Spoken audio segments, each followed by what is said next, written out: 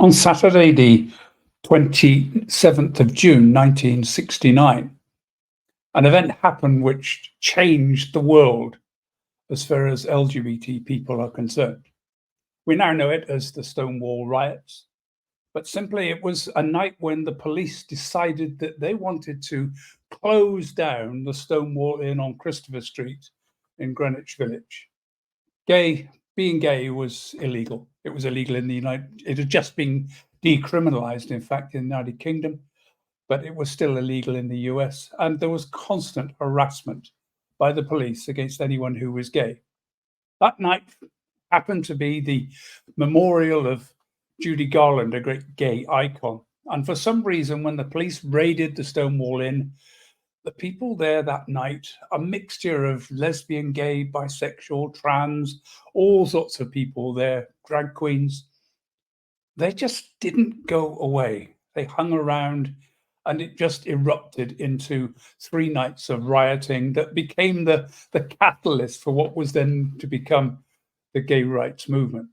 And ever since then, we've been celebrating every year, remembering the 27th of June. And that's what all of the Pride marches have been. London, it was 1972. And we've been battling and battling to try to change attitudes, to change the laws so that people who are LGBTQ are not constantly harassed and penalized and beaten up and worse. There are still 71 countries where it is illegal to be LGBTQ. And at the moment, it's actually getting slightly worse as more countries are bringing in draconian laws. There are 11 countries where being gay can mean you can face a death penalty. So there's still a long way to go. But in most of the world, we've actually cracked it. The laws have all been changed. In 1999, Bill Clinton declared that June would be Gay Pride Month. Now, it's become a global thing. It's not just about America anymore. And in 2009, Barack Obama changed it to LGBT, and it's increasingly spreading out to become the whole LGBT community. And of course, it's not just June. It goes from May right the way through to September. We have Pride events. And where early days, they were all about protesting. I remember I got involved, very first Pride event I was involved in was in 2001 in Hull, where I live. And I got involved in the Pride events then. And we were all campaigning against a draconian piece of legislation called Section 28, which we got rid of. And throughout the noughties, laws changed right across Europe, right across America. The laws changed to make it illegal to discriminate against somebody just because they were lesbian, gay, bisexual, or trans, or non-binary, in fact. Those laws were important changes, but once we changed all those laws, it became quite clear that we had to change attitudes. The public hadn't come with it. We changed the laws, but changing attitudes, much more difficult challenge. So Pride events have now become much more a celebration of being gay. It's all about being gay or LGBTQ. It's a celebration of bringing people who are straight to our event to have some fun for a day, to have some fun for a weekend, to experience what the gay community is about and realize that most of the myths and most of the horrible things that the anti-LGBTQ people say are just not true. So today, what I want to do are 3 things. I want to have a look at identity. Who are you? And what it means to be different from the normal. And we'll have a little look at that. After that, I'm going to look very much at sex and gender, because 2 very, very simple words, but my goodness, do they get confused. And finally, I'm going to look at what can we do in the workplace to make the workplace much more inclusive, not just of LGBTQ people, but anyone who is from a discriminated minority. So let me start off by simply asking you the question, who are you? Why don't you just pop into the chat a simple response to the question, who are you? How do you describe yourself? What would you say? Do you say man, a woman, an accountant, a consultant? I'm an emo, I'm a rocker, I'm a mod. What do you say when somebody says, "Who are you?" Just have a little chat and go in the chat. So I'll respond to a few of those. So this is going to take us into an area that's the social identity theory, and this is this sense of who we are based upon our group membership. Because who we are, what you will find, is much more about the groups that we're a part of, the groups that we identify with, than any particular personal thing of I'm different. So I'm a trans woman. Actually, I'm not. I'm a trans feminine non-binary person, but I'm going to get to that a little bit later on because that's a huge mouthful to try and describe. So I tend to just say I'm a trans woman. Let's just have a look at what happens, because if you think about it, we belong to different groups, and those groups can be because of our sex, because of our gender, and we'll see later they are different, because of our family, and some families have very strong identity, our social status, class, if class is an issue for you, the town or city that you live in, the country, the place of birth. I was born in Malta, so I still identify strongly with Malta, even though I've been brought up and lived most of my life, or pretty much all my life, in the United Kingdom, and in fact in England.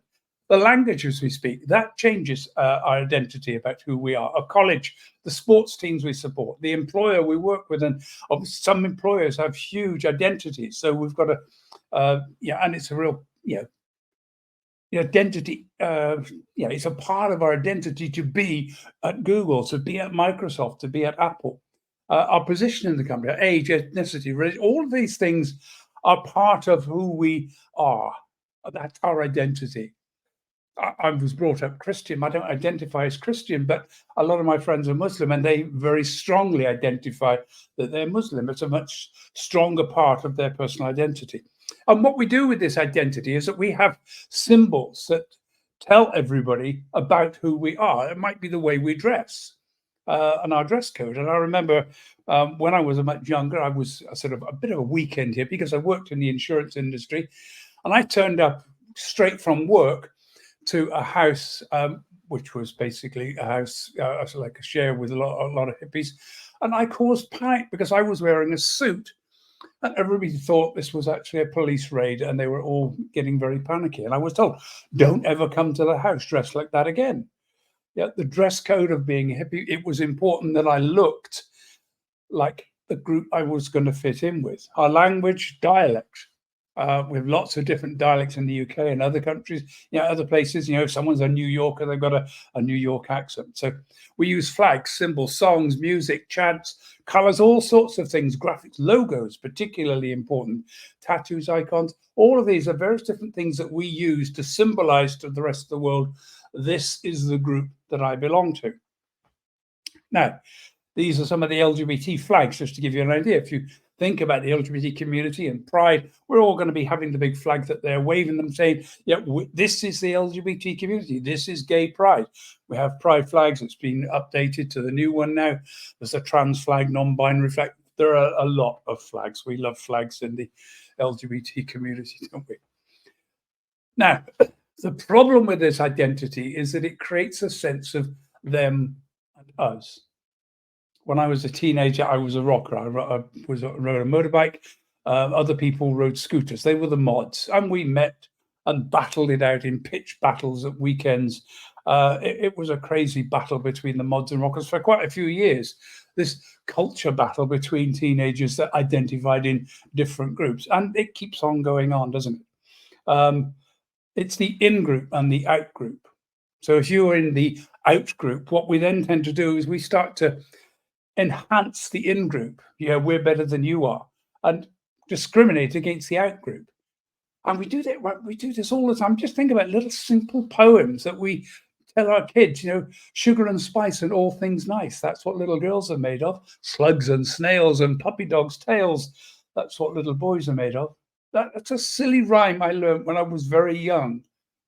And yet we do this all the time. We create these rhymes which are designed to discriminate against an out-group and enhance an in-group.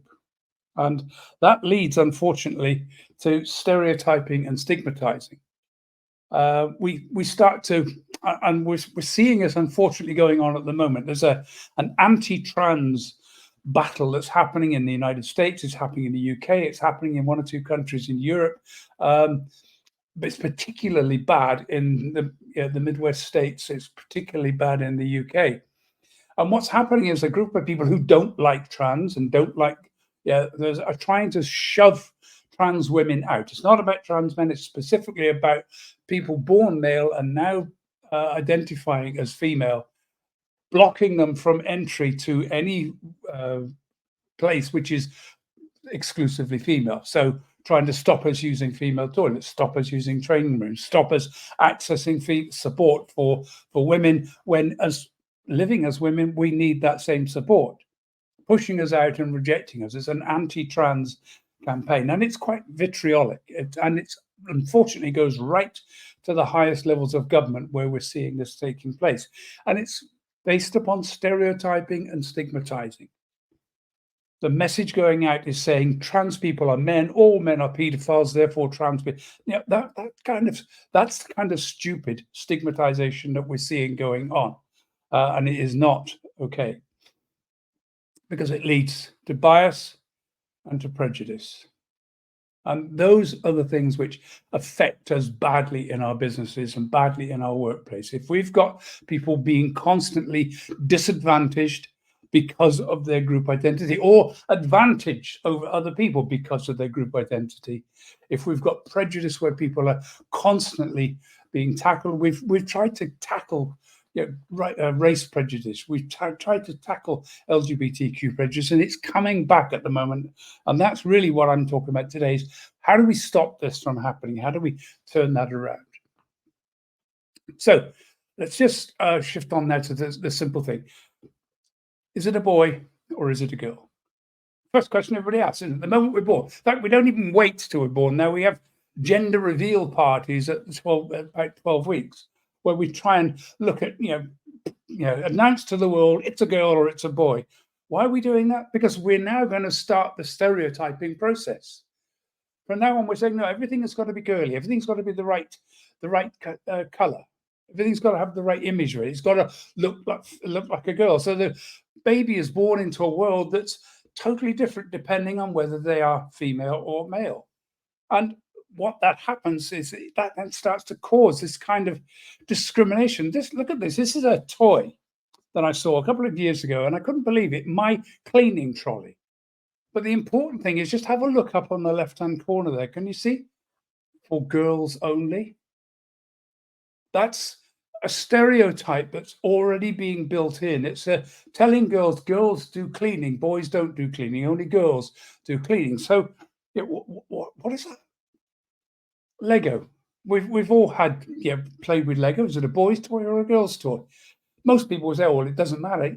That's because Lego Technics, Lego castles, Lego, it became more and more a boy's toy. All the little miniature figures were all male apart from one. So Lego brought out Lego Friends. They introduced pink bricks, which hadn't been there before. And they've said, and you're not going to believe this, they've simplified the bricks. How can you simplify Lego? Why was that necessary to do anything other than to make sure that the Lego that was being produced was basically non-gendered, non-binary, wasn't appropriate to either male or if it was appropriate to any child? But we keep on doing this, gendering. If you go into a toy store, you will see now it's still, you can see the girls' toys, it's a pink aisle. The boys avoid it. All the science and technology stuff tends to be in the boys' area. And this is a process of stigmatization that's going on all the time. When I was about 6 years old, this is me, a teacher at my school noticed that I didn't seem to get on with kids of my own age. So I was sent to a child psychiatrist for analysis, and they said, oh, he's a couple of years ahead of his age mentally. So I was actually put up a year at school in that particular county where that was appropriate. Later, I went to another county and they put me back down again, which really didn't help. But the point was that they had missed what was really going on. It wasn't that I didn't get on with kids of my own age. I didn't get on with boys. Never found it comfortable with them. Always much more comfortable with girls. Preferred girls' comics, preferred girls' toys. As I grew older, I had pictures of pop stars, mostly male pop stars, up on my wall. I was, yeah, I preferred to. I would wished I'd been a girl, but then something happened one day. I was at school. A young friend of mine, about the same age as me, but from a very big family, had 11 children in his family, and he got hand-me-down clothes, quite a lot of hand-me-down clothes. And unfortunately, most of his older siblings were sisters. So he'd come to school wearing a pair of girls' underwear. I'd forgotten that we were going to have to get changed for cross-country running. Started to get changed. One of the other boys spotted it, and oh my God, did they give him hell. They jumped in, jeering and shouting and humiliating him in an awful way. And I wanted to jump in and protect him, but I thought, oh my God, by this time, I had already started cross-dressing. I wished I was wearing girls' clothes. I was jealous of him. But when I saw what happened to him, I knew immediately. My secret, I could never tell anyone. I couldn't tell my mum, my dad, my brother, my sisters. I couldn't tell my school friends. No one could know. And that's the way it stayed until I was well into I was about to get married. I was in my 20s when I finally told my ex-wife, and in fact, I didn't come out to the world until I was till I was 50. This was me as an international speaker talking about technology and business conferences. And finally, in 2001, I decided I'm going to come out. And I was very well known. I was a writer. I wrote technology articles for most of the financial services press. I was speaking about technology and sales for the financial service industry all around the world. Things had changed, and I suddenly decided, somebody who did know, there was only about 4 people knew about me being trans, threatened to out me. And I thought, I can't have this. I can't be in a position where somebody can have that over me and can actually blackmail me with, I will tell the world. By this time, it was 2001, the laws had changed. In the UK, for the first time, I couldn't be sacked for being trans. Now, I was working for myself, so it wasn't that wasn't an issue for me, but it meant that there was a culture change beginning to take place. But I was too well known, so I couldn't come out quietly. I came out really, really big time. I just came out at a party in the insurance industry and let everybody know. It was a bit of a big outing, but by outing myself to the world, then nobody else could out me. The press, it was a non-story because I was the one that told everybody. It was only be a story if nobody knew and it was a secret, and then they could reveal it. And this was the problem I found all the time. A lot of trans people before me had huge problems by being outed by other people. So outing myself was the key. About 60% of LGBT people today cover. That is, they hide the fact that they are LGBTQ. And it's very difficult because when you go to work and you've just been out to a gay party, you've been to a gay pride event, you've been for me, it used to be I've been to a trans club, so I was all dressed up for the weekend, might even be slight traces of makeup left. So I used to tell people, oh, I'm in an amateur dramatics group, a little bit of makeup, we were having a dress rehearsal. I had all sorts of cover stories, hence cover, for what it was that I was doing. And when there was an event, I know a lot of my gay friends couldn't go to works outings. You get to work and says, oh, what do you do over the weekend? And you had to have prepared in advance a conversation to tell people what it was you did that sounded like normal, and talk about your partner in a very obtuse way so that nobody could get that it was a same-sex partner or whatever was going on. 60% of people, even today, still afraid to come out at work. So what's your greatest fear? Because this is the problem, isn't it? Greatest fear. Why don't you just pop in the chat now for a second? What is your greatest fear? What's the thing you fear in life most? So we'll get a little bit of action going on here. It'll be interesting to see just exactly what people say. These are some of the fears that people are probably going to come up with: rejection, insects, drowning, open spaces, public speaking. Number one fear, apparently, according to the Booker list, that was the big fear everybody had. Rather die. Yeah.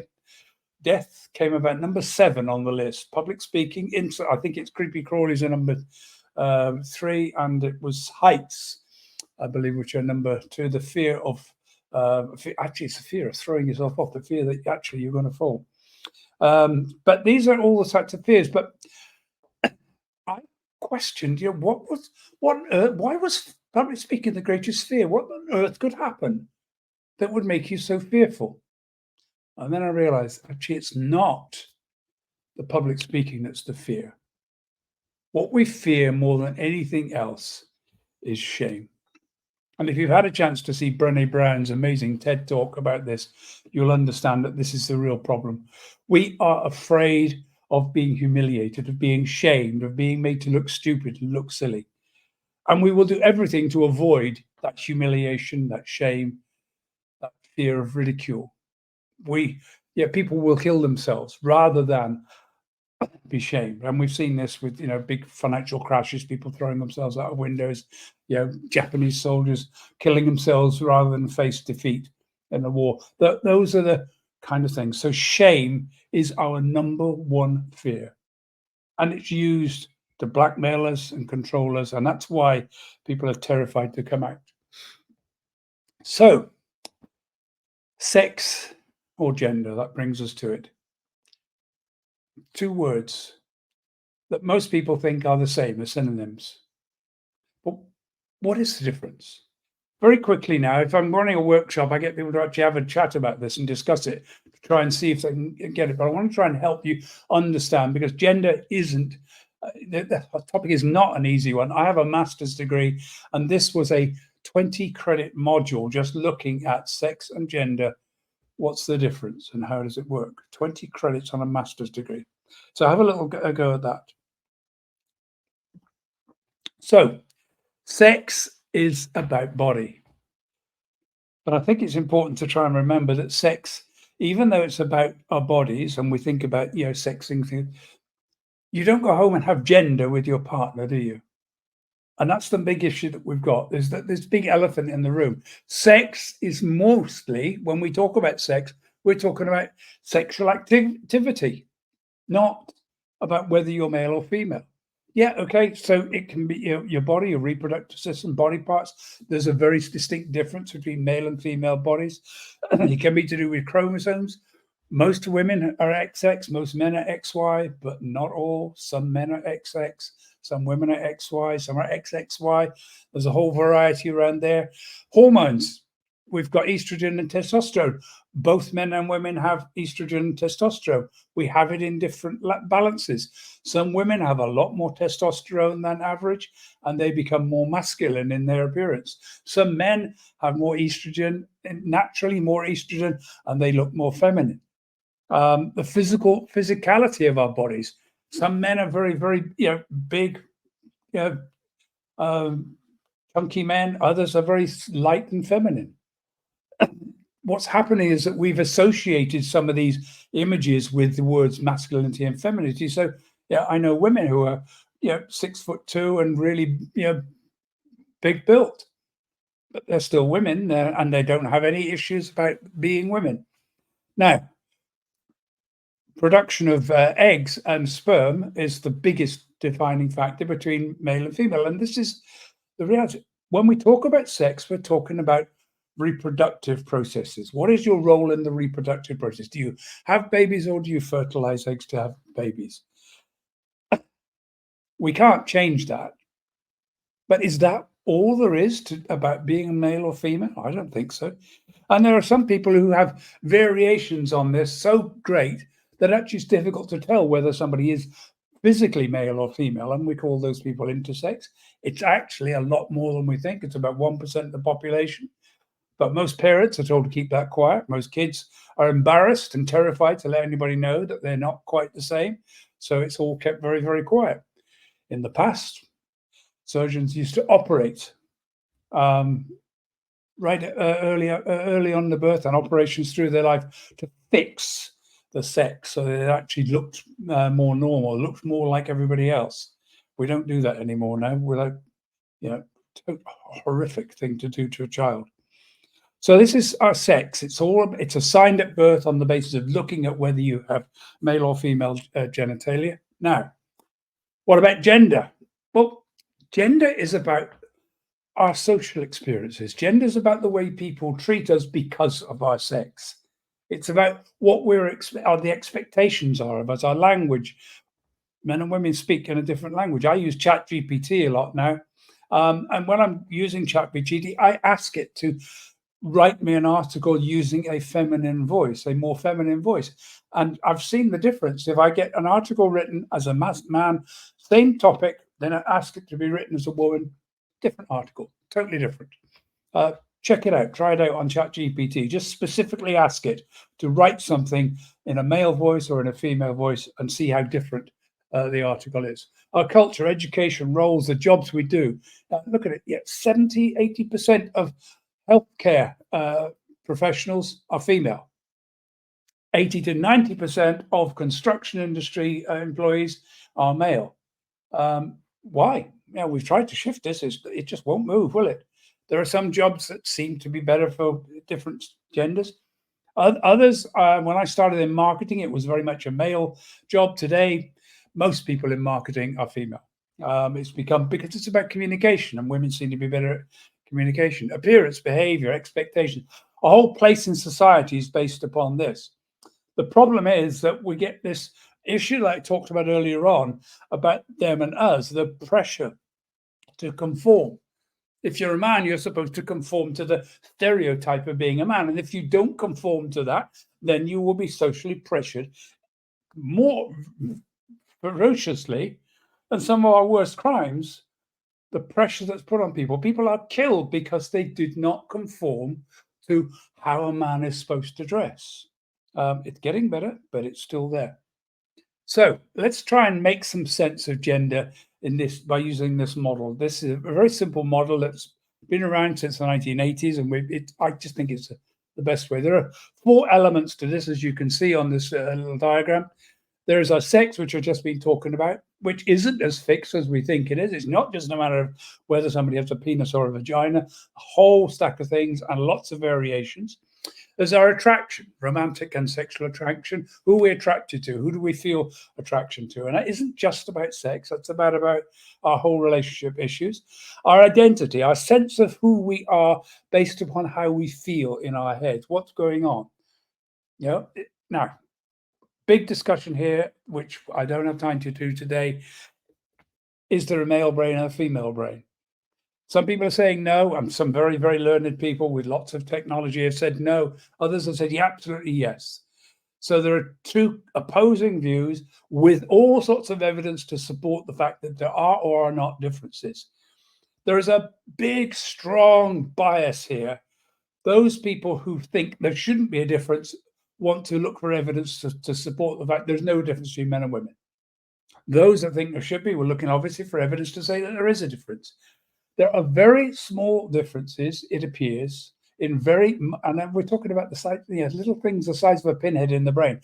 Problem with the brain is we can't see what's going on in there. We can use an MRI scan and we can see that men and women operate in a different way. Women use more of their right brain, the balance between left and right. Men tend to use more of the left brain for things like speech. If a man has a stroke and it hits the left side of the brain, it's more likely to not recover speech, whereas a woman is more likely to move the speech and use the right side of the brain to continue using it.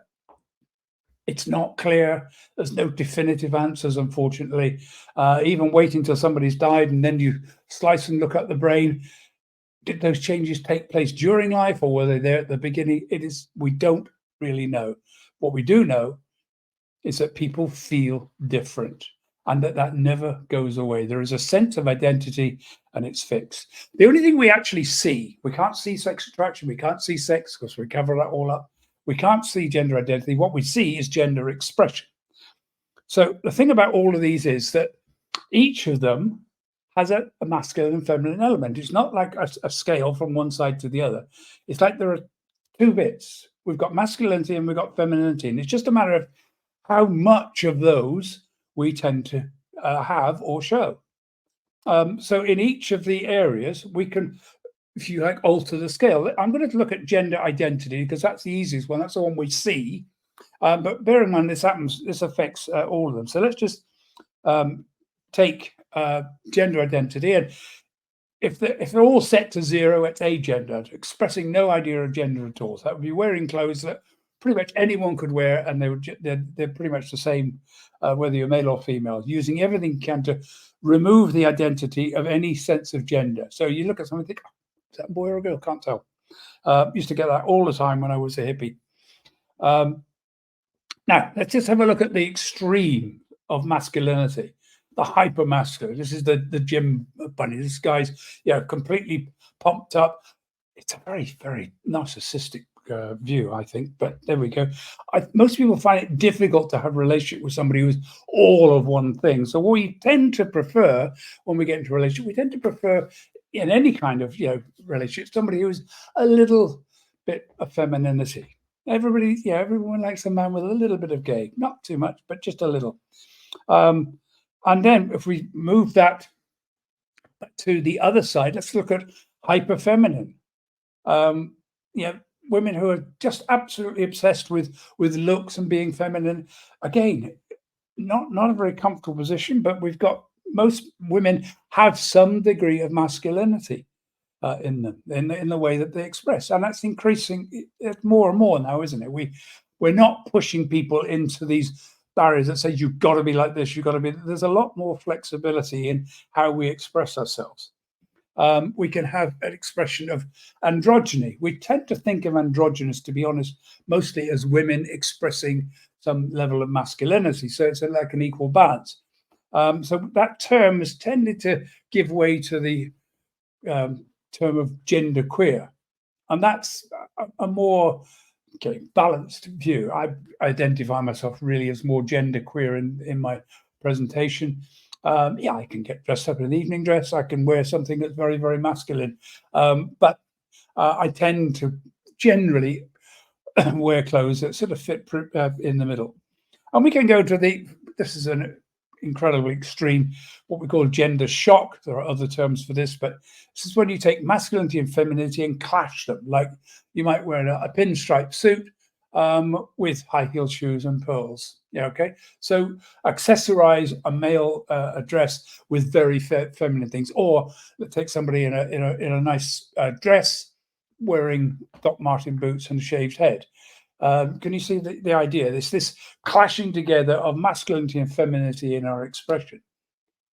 That's just a few of the ways in which we can express ourselves by looking at what we think of as masculine and feminine. And does it say anything about our sex? No, it doesn't. It doesn't say anything about anything else other than that's how I like to dress. Now, all of these different areas that make up gender have those same scales of adjustment. And we can fit those scales depending on how we feel today. I know quite a lot of people who say, I feel very, very feminine today, so they become feminine. Or they wake up in the morning and think, I feel quite masculine today. Now, you might even think that. You might just get dressed and think, and just wear something that feels appropriate, but it expresses masculinity or expresses femininity to the rest of the world. But it's about how you feel. And that's the really important thing. This is gender. It isn't a simple thing, there's only two genders. No, there's loads and loads. Now, in 2015, we had a bit of a culture shock that took place. The first big A-list celebrity, Caitlyn Jenner, came out as and told the world, so it was Bruce, now Caitlyn, that she's female, and has now instantly became the spokesperson for the LGBT community, which we didn't like, because she hadn't just arrived, and suddenly everybody's wanting to know her views, and some of her views, political views. She's actually said she's had more flack for being a Trump supporter than for being transgender, which is probably right. However, the mistake she made, I believe, was that Glamour magazine made her Woman of the Year, and she accepted it. Wow. That was never going to go down well with the anti-trans community. It was never going to go down with the radical feminists, and it didn't. And it started a momentum of anti-trans rhetoric in the media and everywhere else, which other people have picked up on and added fuel to, and it's just got worse and worse.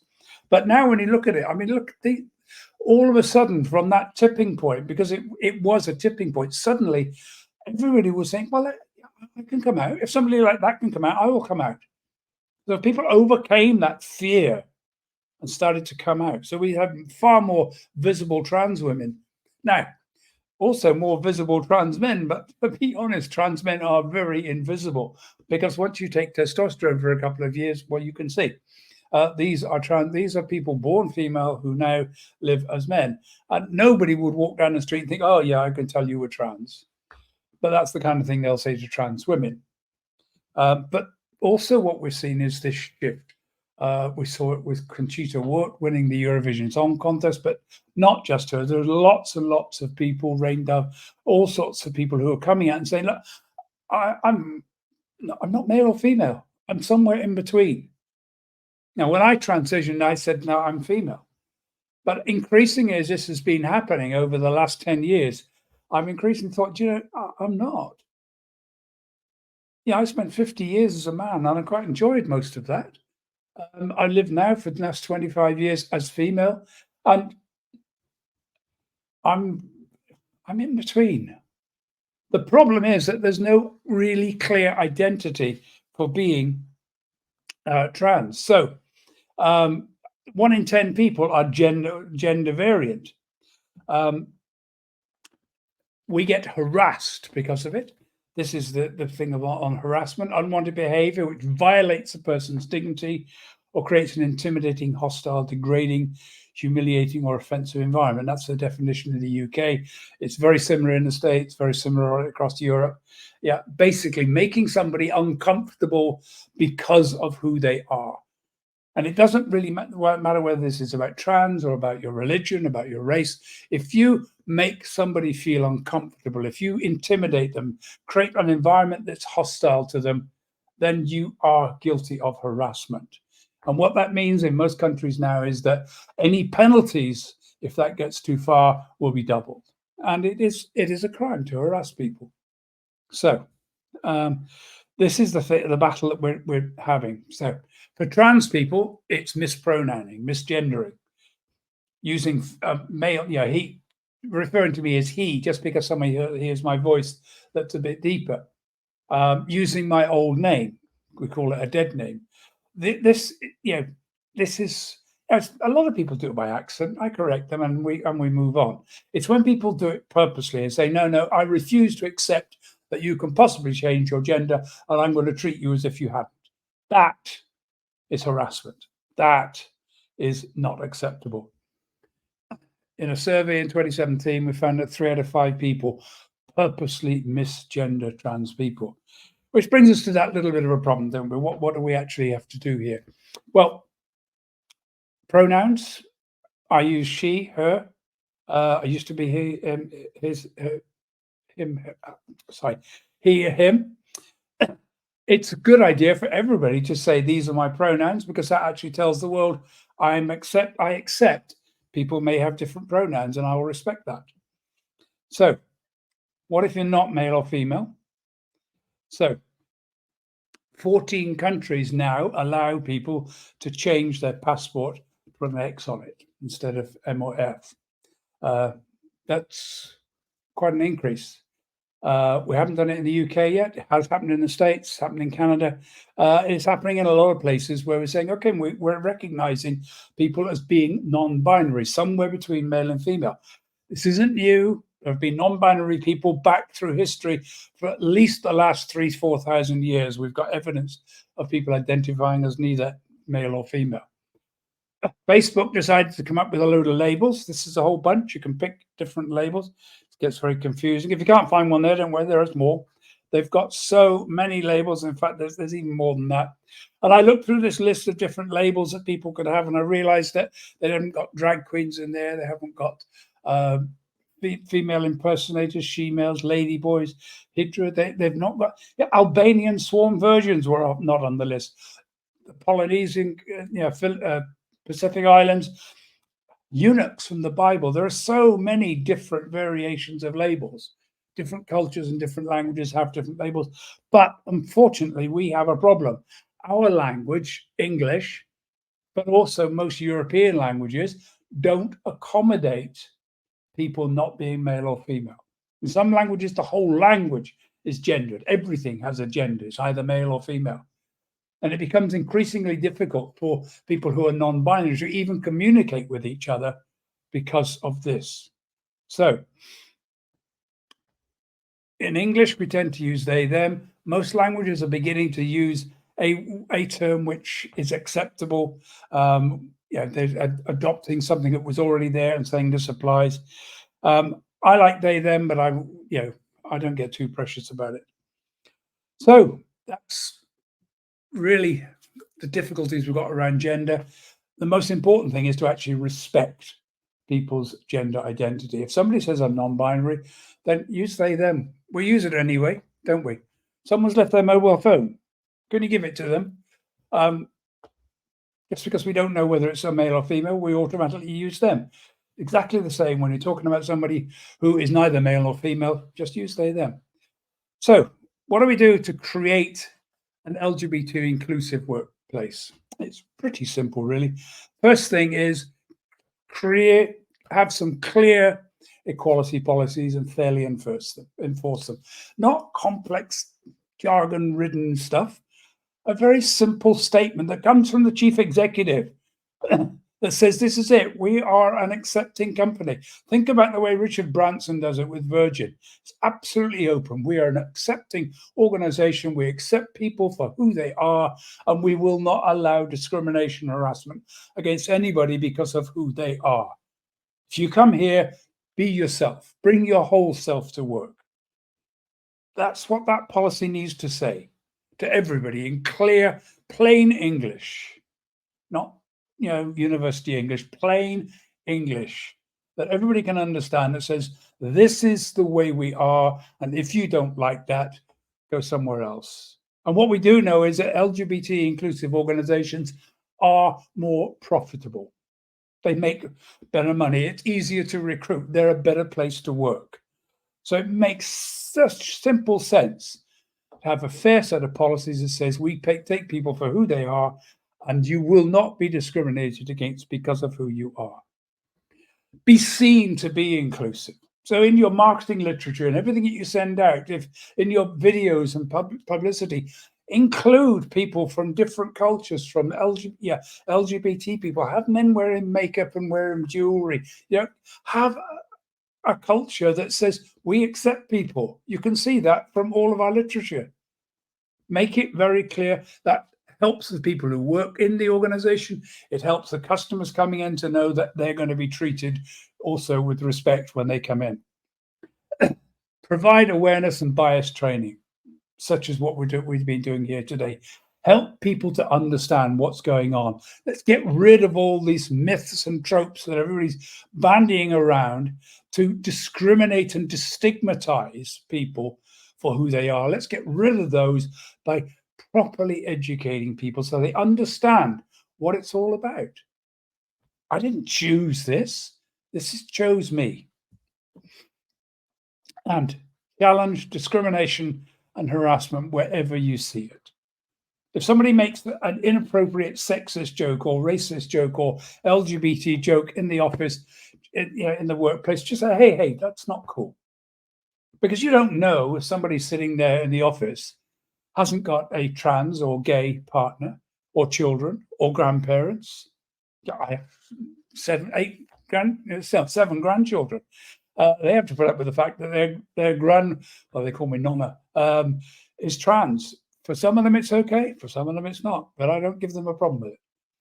Okay, so challenge discrimination, harassment. That's it. 4 simple steps that help you to make things go right. These, with LGBTQ, there are so many things going on. We've got Pride Month going on now. But there'll be non-binary awareness week in July, and bi visibility. I'm not going to go through them all. You can see there are so many LGBTQ days and weeks and months that we celebrate, History Month, etc.